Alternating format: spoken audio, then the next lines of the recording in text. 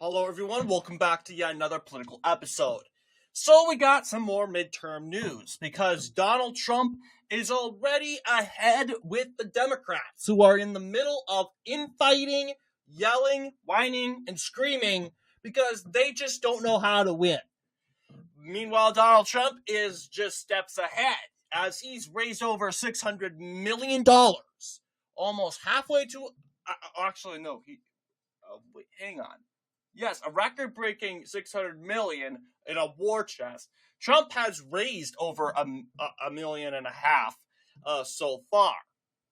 And we're going to go ahead and kind of update ourselves with the midterms going forward because obviously Republicans have the edge. Democrats, they keep coping about a possible blue wave. We're not seeing it because looking at the Senate, yeah, Republicans already have the Senate. In 2018, it wasn't even like this. We knew in 2018 that Republicans had a good advantage because then again, you had a lot of red states in said class one. I would say class one in general. Also, last year, Republicans also had the advantage. But now, due to the four flips for said Republicans last year, Democrats are locked out of the Senate. They are not going to win it, period. There is no legitimate way forward for them. And really, we're kind of have to update this map because this is 270. According to 270, there is Republicans have 51. They will win at least 51 seats in the said Senate, while Democrats will win 45. Okay, so also looking at the Senate map, you will also we're going to take a look at this. We're going to go back and forth between what current consensus looks like to determine which races are the most important. They've added a couple new Kelshi markets, so they added a new source here. I don't know what you would necessarily call it, but here's Kelshi markets and their analysis, current analysis. Okay, let's see if it's going to pull up.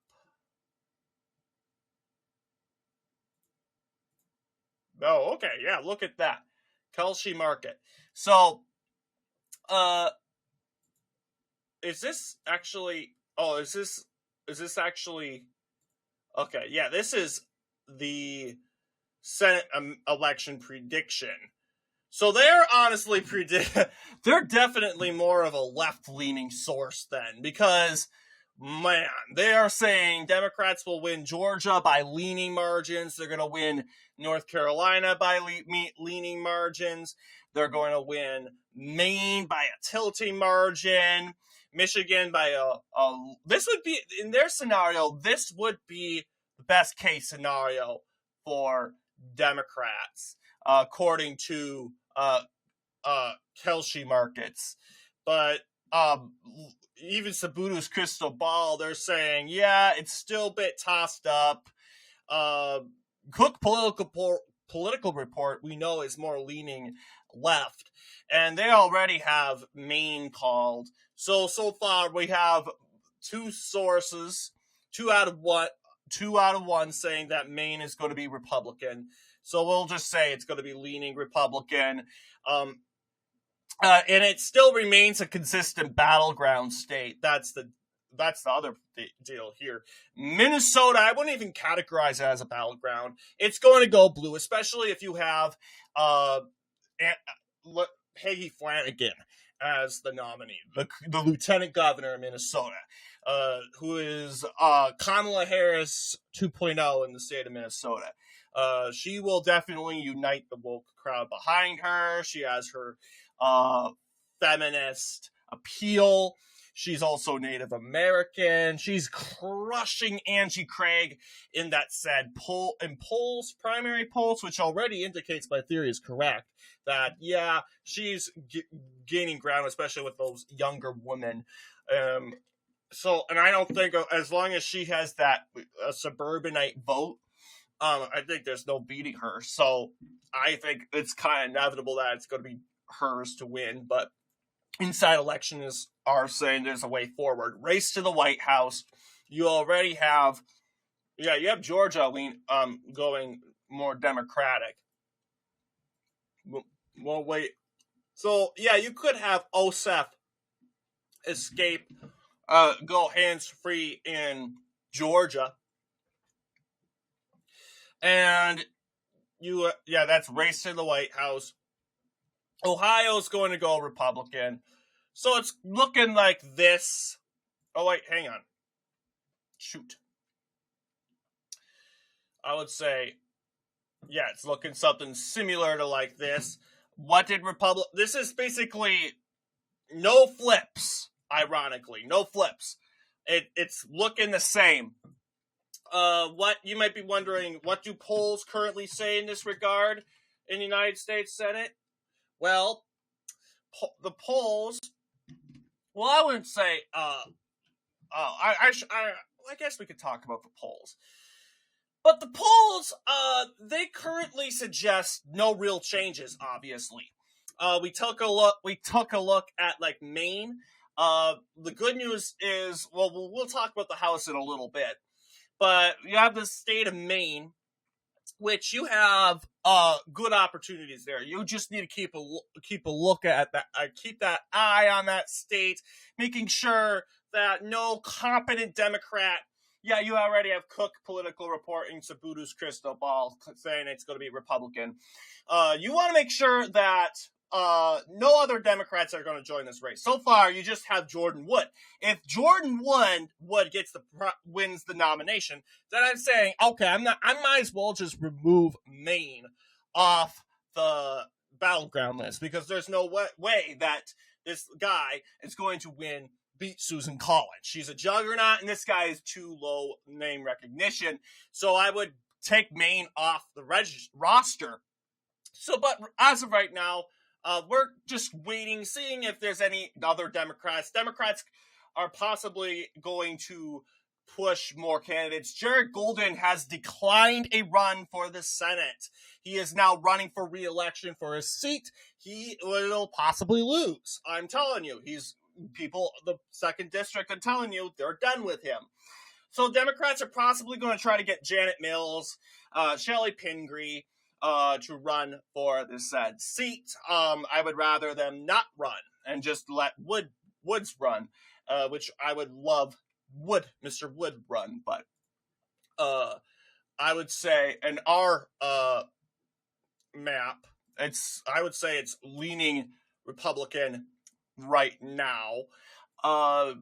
In North Carolina, any polls dropped? Not really. You just have Wally Nickel. Roy Cooper has publicly expressed, we're looking at him and we're saying, hey, we need you to not run. His decision is expected in a month, and we're hoping that he doesn't run. If Roy Cooper runs, then we're in big trouble. Tom Tillis, he's already got a good list of endorsements. He's already leading in regards to prediction markets. That's a good shot for him. I mean, then again, they say he's a weak candidate. Then again, we got to remember, polls usually underestimate Tom Tillis, as they did 2020 and as they did in 2014. So I would not run with, Tillis is going to lose. And I would kind of go and say, hey, look, the fact that Tillis is getting the recognition that he has a chance by the media, I think it's a good sign for him. But so far, Tillis will win. In terms of John Ossoff, we're gonna have to see. In recent, you say May 5th has determined. Yeah, so far John Ossoff is leading in the polls, but depending on when, and like Republican primary, is there any polls dropped for the primary? Yeah, I would say, let's just say, we'll just say it's leaning Democrat as of right now, as things are getting started. And then, of course, you have Michigan, which I want to believe is the first flip. You have Mike Rogers beating Haley Stevens, and Haley Stevens is a congresswoman. And the fact that Rogers is beating a congresswoman in the said race is huge. It looks like it's going to be leaning Republican. So Republicans, this is a net worth of R+1. So as of right now, the Senate, as Senate's going forward, Republicans are winning, are expanding the margin by 1, and that's good, seeing that Republicans are the opposition party.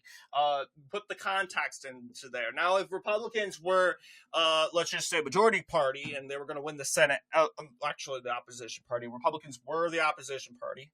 Republicans are the majority party. Let's say in an alternate scenario, Republicans are the opposition party. They want to expand in the midterms, and they're by a good amount, and they only expand by 1. I wouldn't say that would have been pretty good. But in this regard, I think it's pretty good. 54-46 is very good when it comes to Senate terms. But what about the United States House of Representatives? Now, the House of Representatives is going to be interesting because I'm not going to go to each race because, man, there are a lot of House races.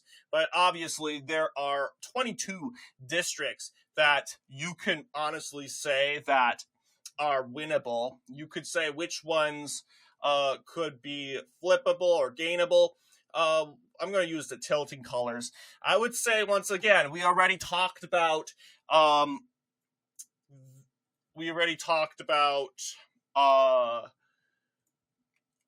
Golden's Maine run and a couple of days ago. And we established that, yeah, he's dropped too much. Basically, he's going to lose. Comparing the results from 2022 to 2024, his support has dropped significantly. And then again, we're talking about a district that is continuously shifting right. They're just like red states, like we've seen in Missouri, Montana, Ohio, North Dakota. They've ditched their Democrat senators. I think it's going to be the same thing in regards to the House of Representatives. I don't think it's going to be any different. But I want to believe there was a poll. Yes, Paul LePage is leading.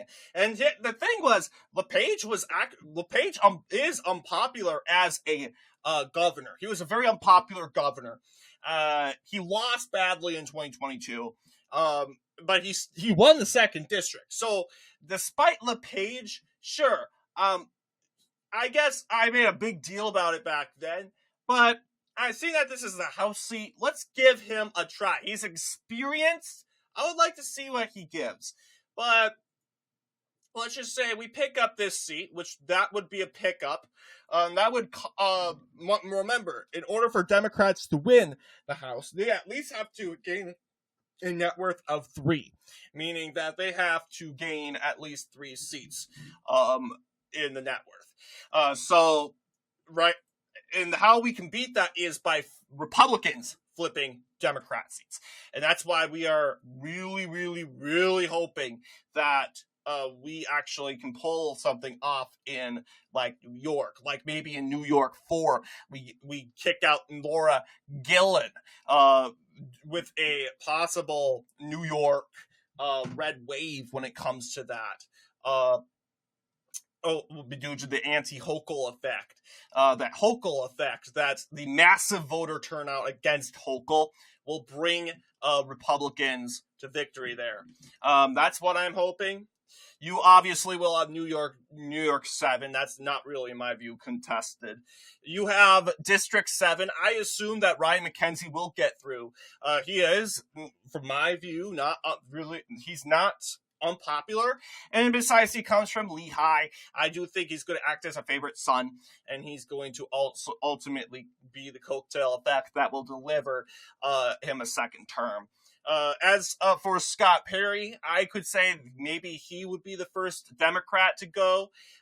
So there, you Democrats did gain 1. Virginia, too, will leave you behind, but we could play around with Democrats possibly winning that district. You have Don Davis, you could say Republicans win that district. You have the 2 districts in Ohio, like, for instance, Ohio 13. Okay, what's going on? Okay, I gotta reset the map.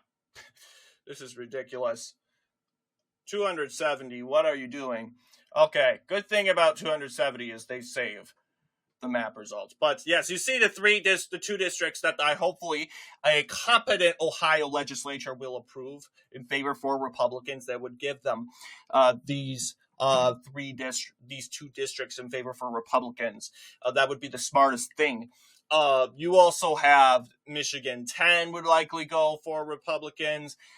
You have Michigan 7. We'll kind of leave that up for grabs. It's going to kind of be impacted by that Senate and governor's race there.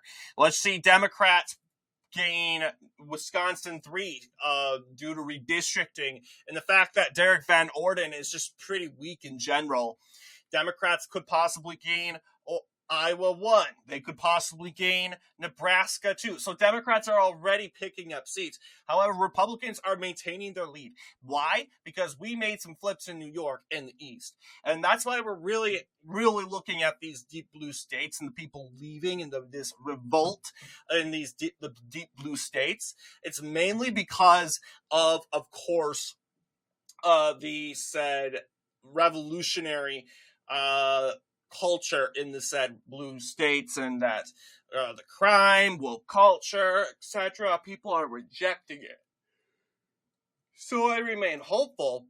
Not to mention, I don't know if it's possible, but a controversial law, and I think it could be a rumor or not, but it had been making some attention.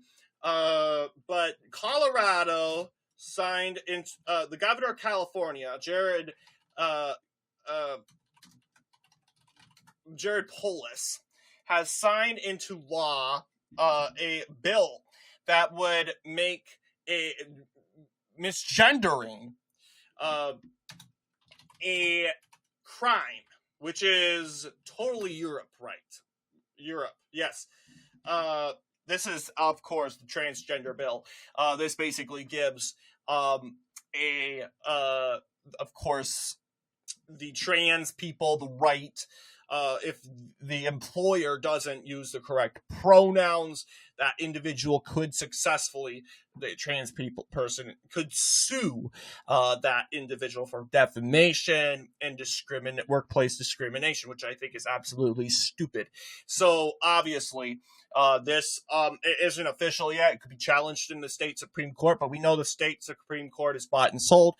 So it really is. We're going to have to see how that works. But then again, they're doubling down on what's resulting to people leaving their state, which could result to maybe more conservatives leaving. But you could, a district that's so in play, like Colorado 8, that's a district that Democrats, they kind of want to win back. Otherwise, we do know that they're probably going to win New Mexico 2. Republicans will probably win Arizona 6 and Arizona 1. Not seeing any real repercussions. And you'll see they already are the projected winners. Look at that. And we already looked at the results in California 13. Things are really looking pretty good. You're running with a candidate that it aligns very well with that demographic, and comes from a county of interest in the 13th district in California.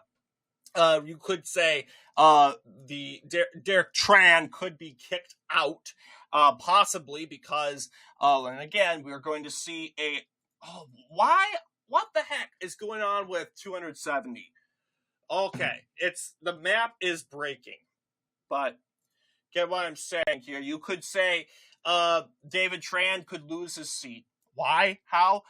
You have that massive uprising and revolt in the said seats in specifically in Los Angeles due to poor leadership, California in general.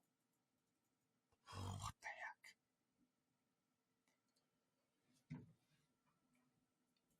heck? I can never win. There we go. But yes, so I would flip trans seat, and then there you go. You just have five. The five left. Not to mention, I would say Vicente Gonzalez and Henry Cuellar's seat. If so goes Cuellar goes, so goes Gonzalez. So you got red Southern Texas. In Virginia, in let's just say worst case scenario, Ken Kiggins loses re-election. Democrats win that seat. Tim Barrett, we can say worst case scenario, he loses his re-election. Or Colorado 8, he let's see, Gabe Evans, he loses his re-election. Really, I think we just have. Oh yes, you have also Marie Perez. She's kind of hard because a lot of conservatives like her. We'll also assume that she wins. But there you go. Republicans still hold on to the House, 222 seats, relatively the same number that they have won by four years ago. So it's really Republicans going on the old offense, not defense, offense. So sometimes it's going to happen. We're going to lose some seats. But the goal is we want Democrats to lose the most. There is no reason why Republicans can win the net worth. Sure, Democrats can win the net worth, but they can't get no more than 3. If they get more than 3, then they're winning the House of Representatives. So I would say, looking at the way things are going in each district, Republicans are doing very good. And Democrats, they're touting a blue wave. No, this doesn't look like a blue wave to me. I don't know what they're talking about, but it's not looking pretty blue to me. But lastly, we have the governor's race, which, okay, this is the current position here. You have the governor's race, which you got 4 main battleground states, and in my view, we only have 3. I consider Nevada and Georgia non-battleground, if you will. But you have Arizona, Wisconsin, and Michigan. They're the only real important states to watch when it comes to those governor's races. And when you look at, let's just say, Georgia, for example, you already know for certain it's going to go Republican. Democrats, they don't have a real threat candidate that's going to impose much of a threat. Sure, they could run Lucy McBath, who has publicly expressed a run. Then I would consider it a possible pickup. But right now, it looks pretty to be leaning Republican. You already having Sabutu's crystal ball calling it Republican. You then have Michigan.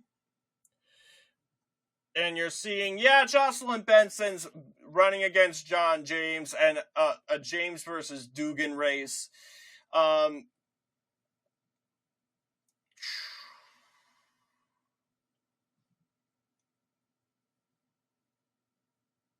Mike Cox and John James are going to have a battle.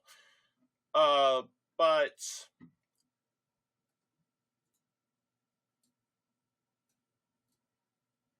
I would say John James wins that nomination. You'll see he does kind of relatively, yes, they do okay with each other. But I would say this is more of a leaning Democrat. Jocelyn Benson, let's just say she picks this up. Wisconsin, they're saying leaning Democrat, possibly because of the turnout. Wisconsin's a low propensity voter state for Republicans, and that's not good. You have Josh Schoeman, who is a Washington County executive. This is not good enough. Not good enough. You want better candidates. You want specifically Tom Tiffany. His decision's expected this summer. He needs to run. Otherwise, you gotta redraw from the ticket. These people are not good enough. And I would say forget Wisconsin if, and we want to honestly put what we can to win Wisconsin. Obviously, if Shulman is the nominee, we're going to put money in to support Shulman.